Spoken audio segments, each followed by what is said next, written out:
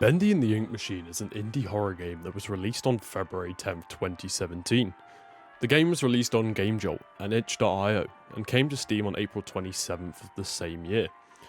When this game was released, it was instantly captivated by the fanbase and became a bit of a cult classic. The game works in an episodic manner, which kept the fanbase engaged and excited throughout the year and a half of content creation by the developers immediately. But what about this small indie game made it incredibly engaging and captivating to the fans? This is what I'm discussing in this video today.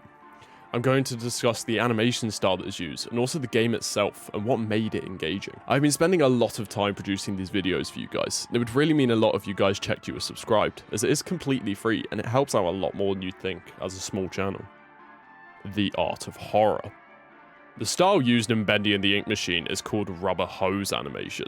This is the style of animation used largely by Walt Disney, and was the primary animation style that was largely used in American animation culture throughout the 20s. The reason it is called rubber hose animation is due to the limbs being like that of a rubber hose, without any joints and largely flowing. Bendy's design is largely influenced by the early days of the Walt Disney's Mickey Mouse, which is evident by the art style. The style of game is what made it so unique and so different. We see rubber hose used commonly in Disney's work, such as Steamboat Willie and other original works that they produced. This style of animation allows large mobility in terms of the character's actions, and was largely effective in terms of slapstick comedy. A lot of horror games nowadays are opting to use hyper-realistic looking entities in an attempt to make it feel more real, such as games like Resident Evil and Outlast. However, this is part of the effectiveness of Bendy and the Ink Machine. It's not meant to look realistic.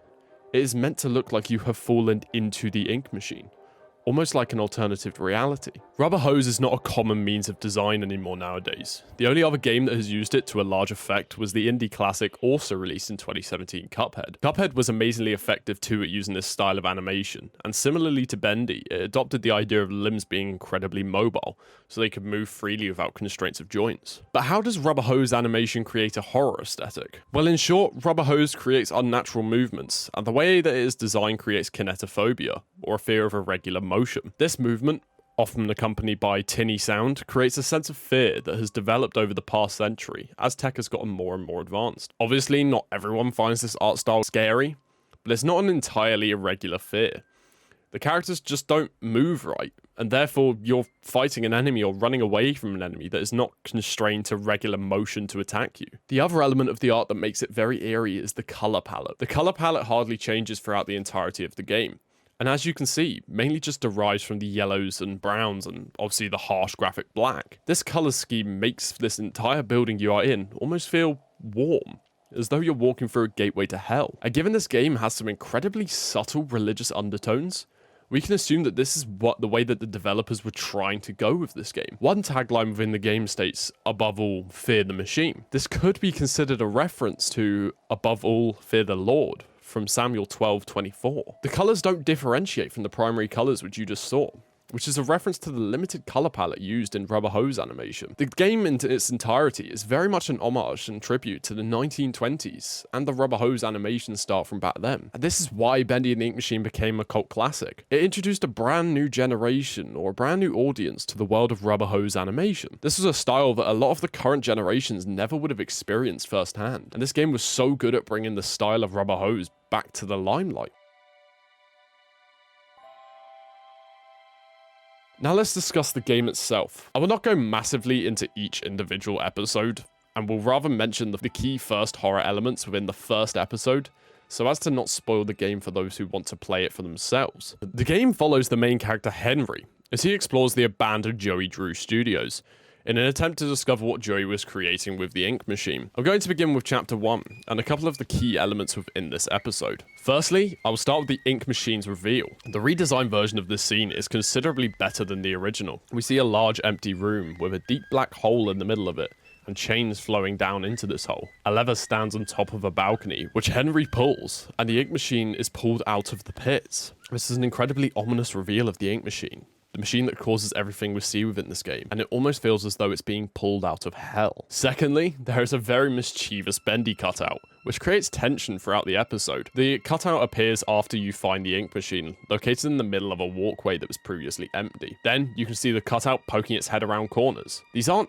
obvious jump scares. but throughout the first episode, where there are no large jump scares besides the end, it's incredibly intense and creates this horrible sense of tension that something is going to happen. Finally, we have the final jump scare from Bendy. After turning on the ink machine, Joey heads back to the primary room where the machine is, to find that it has been mysteriously boarded up, and this is where the demonized form of Bendy turns up and attacks Henry. Henry breaks for the exit, and he nearly makes it until the floorboards cave in. These horror elements are only exaggerated as the game goes on, and the enemy you face in the final episode is really quite something.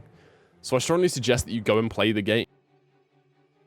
But now there is one more aspect that I want to discuss to end this video, the soundtrack of the game. The music within the game is exceptional. I've been playing songs from the soundtrack in the background for the majority of this video now, and it certainly creates a horrendous undertone of not necessarily horror, but certainly tension. There are 3 songs that I want to talk about. We're going to start with the song Sketches. The song Sketches is a string quartet which plays long stretching notes on repeat, followed by a moment of silence. This song feels like it's building up to something, like something that is about to happen, but never does. So instead of getting this massive jump scare or this kind of massive sense of dread, we're actually greeted with a pathetic ending or an anticlimax. Even the light-hearted cartoon music from the Bendy animation is just as creepy with the static in the background from the projector, and the almost droning sound toward the end as the whistling becomes increasingly lower pitched. And then the second we see the demon Bendy, the music changes from these long, droning notes into a sudden, upbeat, and fast-paced chase sequence of music. This style of music is what makes Bendy and the Ink Machine soundtrack so iconic. It's not afraid to change its style when it needs to. I think, in conclusion, Bendy and the Ink Machine should definitely be remembered as a cult classic. In recent years, it has dropped off the radar, but I want people to remember just how much work the Meatly actually put into developing this game. The game is extraordinary, and it did so much fan service. Do you guys know that all the posters you see in the game were actually designed by fans? In between episodes, the Meatly would run competitions to see who could design the best fan art, and everyone who won, or everyone that they liked, they were put into their game in the next episode. And a lot of the voice actors in the later seasons were actually content creators who made videos on the games. Jacksepticeye was a voice actor for one of the tapes within the, first episode? One of the episodes. I think in terms of horror, Bendy brings in something new and exciting. And for that reason, the game should go down as one of the better horror games of the generation. Thank you everyone who watched this video. I really hope you enjoyed it. If you did, please do consider subscribing and check me out on my socials. Also, I'll be playing Bendy and the Ink Machine on stream soon, so if you want to see a playthrough, check me out from the link in the description. But anyway guys, thank you very much for watching this video. I hope you enjoyed it, and I'll catch you all later. Peace out guys. Oh right, that's one more thing.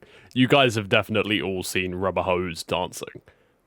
I think there's one video on the internet that everyone who is watching this should know. And I'm going to play it now so you guys know that Rubber Hose, it has actually been a thing for a while.